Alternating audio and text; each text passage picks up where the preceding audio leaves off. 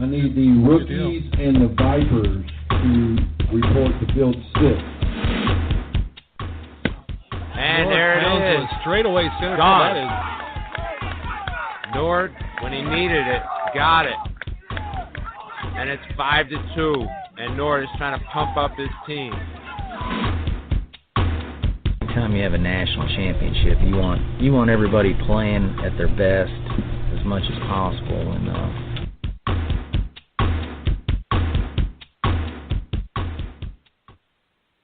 Hey, everybody. Welcome to the West Coast Wiffle Report. This is our special Survivor Episode 1 edition, so enjoy that. But we'll be back with more wiffle ball stuff coming up.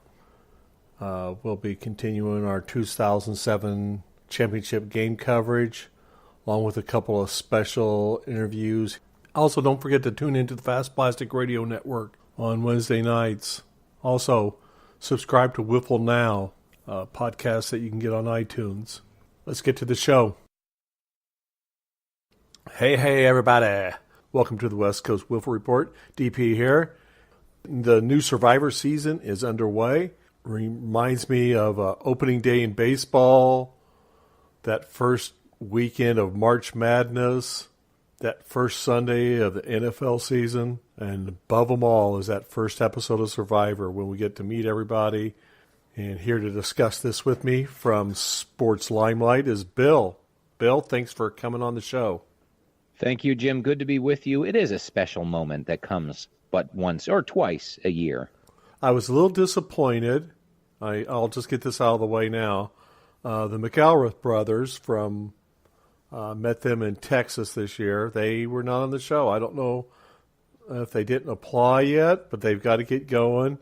And we've got to get some wiffle ball people on there because I know that I know those guys can throw a ball. Can they throw the rock around a little bit? Throw the rock, that's it, yes. So let's get past that disappointment. Let's get right into episode 1. Bill, you may not know this, but this is the second season where somebody has really worried about doing the laundry. Oh, I did not know about the first one. And here's a little clip from an old show where we discuss the lady, her name was Edna, and her love of laundry. And I don't know if you noticed, but I think Edna's sister, I think she had some Calgon that she dropped off there for Edna. I think her name was Reem. Is that right? Did I get that right? Yep. And who has a name Reem? I've never seen a Reem before. Yeah, I've had a ream of paper. I've got reamed out at work during a review, but to have a lady named Reem, that's a new one on me. Yeah, I can't even think of what it'd be short for. Rima. Remember? They forgot the rest of her name, I guess. Reem, she kind of has issues, it looks like. Yeah, she's seen as a mother figure, which she was not comfortable with, even though it seemed like she was doing very motherly things on the island. Yeah, not a lot, but a couple of people did mention that they looked to her as a mother figure. We have some audio of Reem. She was not happy. It's like, screw you, dude. Just because I didn't go, power lift before I showed up. They're idiots. I am so strong.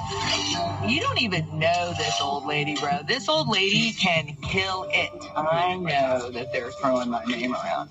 And I don't really, because... Hey, would you put the machete down? Wentworth, didn't she get hurt today? I didn't get hurt today. I'm not done. Scrappy, dude. I'm not going down without a fight. I didn't leave everything to go down like that. Screw that, man. Now, what I got out of that was screw somebody. Yeah, and she pulled out the "Do you even lift, bro?" pretty much. And who is she referencing to? Because I don't see anybody that's that big. No, you don't have your hulking guy or girl, for that matter, this season in the cast. She went from laundry to that. No setting in the middle. Do you recall any of the people that are returning? Did you see any of their seasons, Bill? No, I believe this will be either my third or fourth season watching. New this season, David is back. David, Joe, Aubrey, and Kelly, who they seem to want to call Wentworth by her last name. Is there another Kelly, I assume? There must be. I'd be interested to know if Doug Metrics has something to say on this when they call one of the people, sharing the name by their last name, how do they fare? We remember when Stephanie Gonzalez, who was called Gonzalez, was the first to go, or second to go, I think, last season. Well, I remember there was a Kelly B and Kelly Purple one year, and neither one of those was Kelly Wentworth. But maybe they just called her Went. I don't know. I'm not sure the reason for that. But the one team that has David on it, I noticed they were choosing him to do the athletic parts of the challenge, and that means you're in trouble. So they didn't seem to remember from past seasons that he's not athletic. Yeah, I would think by looking at him they should have been able to tell, but I guess not. And then Kelly gets this gash on her head. She falls off the... beams on top of beams, I guess. Yeah, beams on beams. That's a good...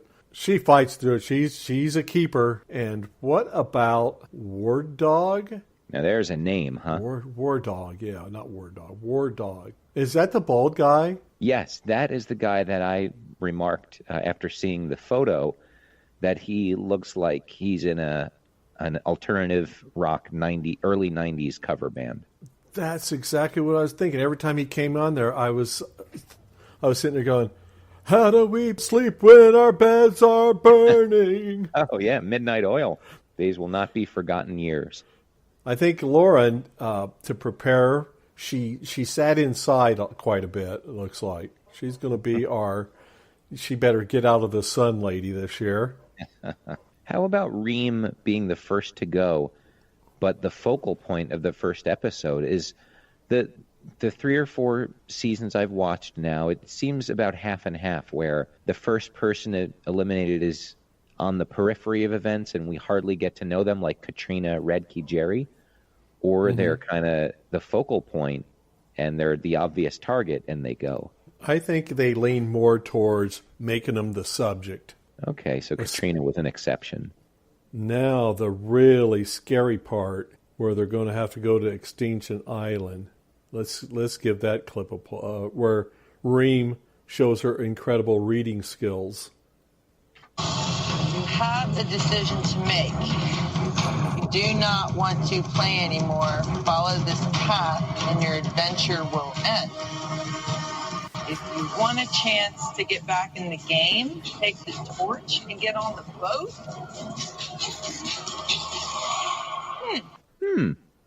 It makes me laugh every time when it's to end. The old unlikely ending a sentence on an upswing. Yes. The way it sounds, I'm not sure when we watch next week that Reem will even be alive anymore. What do you think? Well, it is edge of extinction. Man, that's scary. Be on that island with nothing. There's not going to be anything on there except a cameraman. Or 2. I didn't see her much last night, but I think the Lady Victoria, that could be Lindsay Lohan's sister. So I think that maybe that could get interesting. She could have some personal demons she's struggling with. Yeah, we can hope. Those will be good with these 18 people, just like last year. Yeah, and now...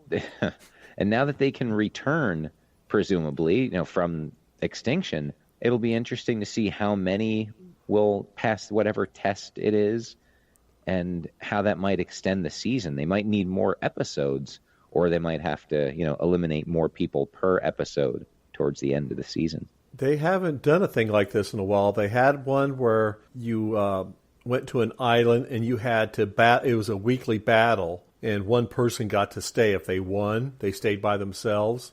That at the end, that person competed in a challenge with everybody else. Oh, that's interesting. Okay, then the lady with Tourette syndrome, she got a lot of airtime. She did, yeah. That bodes well for her for the future of the season, right? Yep. So there's a story that we'll see how that plays out. She might have to overcome her Tourette syndrome. It's a bonus when you have a personal obstacle to overcome. Like when Donathan triumphed over swimming. Yes. And going underwater. Deep yep. Swimming. Deep sea diving, yeah. So we have one more audio clip. Let's play the one of Jeff. I think Wentworth's face says it all. Yes, I loved that. No, is that a compliment or not when somebody says, your face says it all? Your face is my case. It really wasn't that bad. No, we've seen worse. I mean, you'd think it was that Hasim Rahman, I think he was fighting Lennox Lewis. What was it called? A hematoma? A huge lump on his forehead? Oh, yeah. It was, a red blotch. So, let's get to next section here. Let's go to Dueling Tims. Joe, Ream was very concerned with the laundry on the island. I played with a laundry list of great players. Edge of Extinction is the name of the show this year, but nobody is closer to extinction than Albert Pujols. Wentworth had a knot on her forehead after a nasty fall, not unlike what you would see from a batter who crowded the plate against Bob Gibson. That's true, Joe Buck. But Steve Carlton, he handled those issues in a completely different way, not unlike War Dog is doing. It appears that Ream may risk her very existence on Extinction Island with the choice she has to make whether or not to play. Not unlike Curt Flood, who risked his very career to get free agency for all of future baseball players. It reminds me of Red Shandings in 1964 when he chose to set Lou Brock in Game 3, going for more power in Yankee Stadium. Thanks, Tim and Tim. Well, that's going to close up episode 1. Thanks, Bill, for being on the show. You're on Sports Limelight. Where can we find you at? You can find the show at soundcloud.com/sportslimelight or follow us on Twitter @sportslimelight. Good night now? Good night now. Let's check in with Doug the Snake. Philip, I don't have any questions for you because, frankly, I'm sick of hearing your voice. I think I found my craft. I want to give individual immunity to Natalie. You would ask him, huh? That is not an advantage. 10th person voted out and the 4th member of our jury. James, that's 4, that's enough. You can bring me a torch. Lindsay, she looks like the female Mike Tyson out here. I mean, who the hell gets a tattoo on their damn face unless you got some serious problems? Just know that as long as I'm not passed out on the ground, I'm here for you, and I care about you.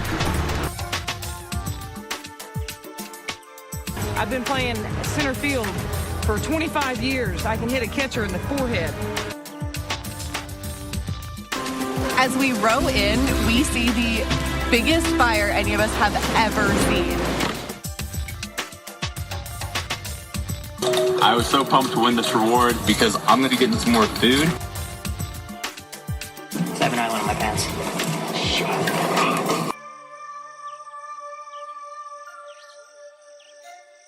I think I found my craft.